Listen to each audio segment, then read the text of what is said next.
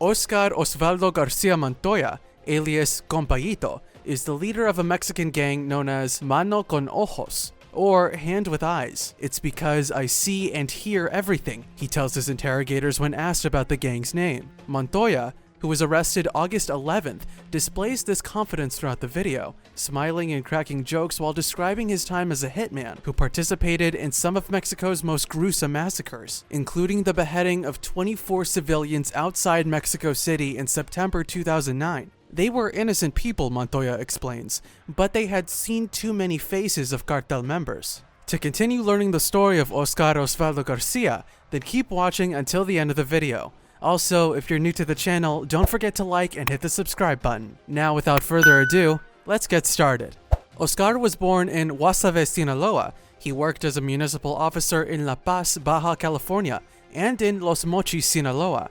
He was also identified as a former Mexican Marine. While serving in this capacity, he was promoted to the position of infantry leader before he deserted ranks. As a Marine, Montoya received training as a caibil in Guatemala and in subject materials to include anti-bomb and anti-guerrilla training.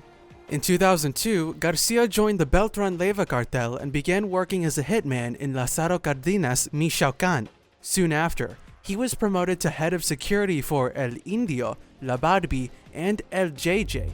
Garcia Montoya reported that following the arrests of La Barbie and El Indio, he assumed control over organizational operations. In direct response, Jose Jorge Barderas Garza, aka JJ, attempted to take this control from him, which prompted a severing of ties between the two. Before starting his group, Montoya stated that he was recruited by the Gulf Cartel, Los Zetas, and the Arellano Felix cartel, but he preferred to remain independent.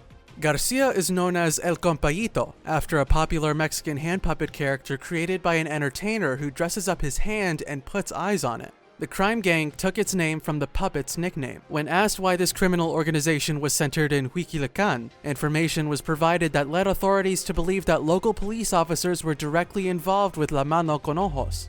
El Compayito is accused of having been directly or indirectly involved in at least 600 murders, 60 of which were committed over the last year in Mexico State, to managing at least 60 drug distributions. He is linked to the November 25, 2008 kidnapping/murder of 24 individuals in the Marquisa neighborhood of Mexico State. Of these victims, 15 were decapitated. Montoya admitted that he aided Raul Villa Ortega, aka LR, in the kidnappings, but denied any involvement in the execution and beheading of the victims, laying sole blame on Raul. According to Montoya, the victims killed were innocent. Montoya implicated El Pelacas and El Ricalde, two Cartel de Centro operators, as the kidnappers of Diego Fernandez de Ceballos, the PAN presidential candidate, on May 14, 2010. In response to how he acquired this information, which was believed only to be known by the PGR, Montoya stated that one figures things out by simply being around. On August 11, 2011, the Attorney General of Mexico State reported the arrest of El Compayito, which took place at a residence located on 230 Luis Cabrera Avenue in the Magdalena Contreras sector of San Jeronimo in the Federal District. In the video interview, Montoya gives a good rundown on how the atomization of the BLO looked from the inside. He started out working for Raul Beltran-Leyva, he says, and was responsible for trying to take over the Lázaro Cárdenas seaport, a key point for controlling Mexico's methamphetamine trade.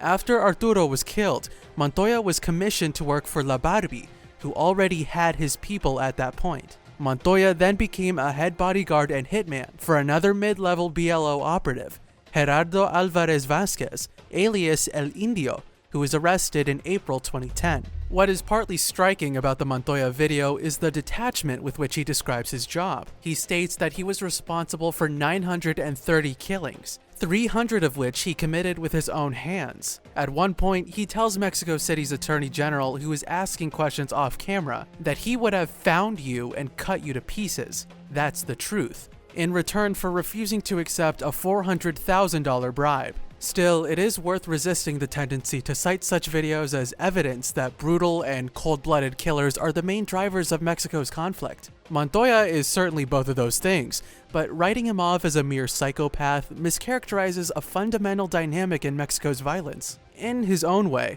Montoya presents himself as an independently minded businessman, a man who does his job efficiently and, well, who can state matter-of-factly, "I was trained to kill and to sustain myself in life," in the same way that other, more educated members of Mexico's elite can say, "I was trained in stockbroking." At one point in the video, he describes a rival, alias JJ, with obvious disdain.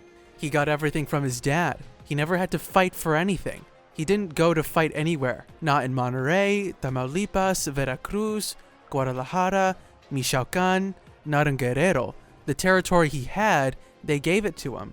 Let's say out of kindness, but he never had to fight for anything. He had it all handed to him. I came from the bottom. Near the end of the video, Montoya goes on to cite a warped code of ethics when describing how other larger cartels, including the Gulf and the Zetas, try to enlist Mano con Ojos to their side. Those people dedicate themselves to extortion, he states, shaking his head. I don't agree with that. I don't agree with extorting or kidnapping. With obvious pride, he describes Mano con Ojos as completely independent. 2 severed heads have been found near the main military base in Mexico City. Prosecutors said a message had been left nearby signed by a criminal gang calling itself the Hand with Eyes. One of the most violent abductions of military personnel involved 7 soldiers being kidnapped and left decapitated in 2008 in southern Guerrero state. Their bodies were accompanied by a written message that warned, "For every one of mine that you kill, I will kill 10. Decapitations by drug cartels are frequent in violent hotspots such as Ciudad Juarez and Acapulco, but they have been rare in Mexico City.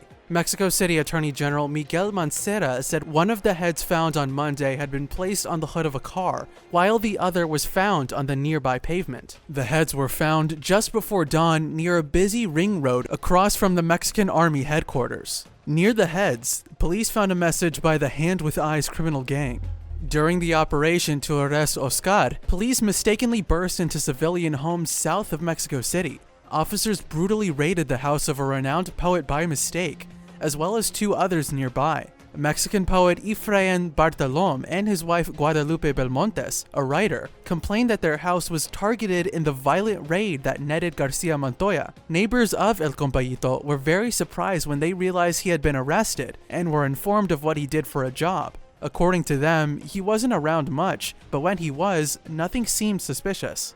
Monitoring atypical cell phone patterns aided authorities in carrying out the operation that led to the arrest of El Compayito. The initial operation began with the monitoring of over 100 cell phones in that area the police believed El Compayito was operating. Once payphones and other cell phones with normal usage patterns were ruled out, police began focusing on atypical usage that was characterized by phones being turned on for only brief lapses in the early hours of the morning.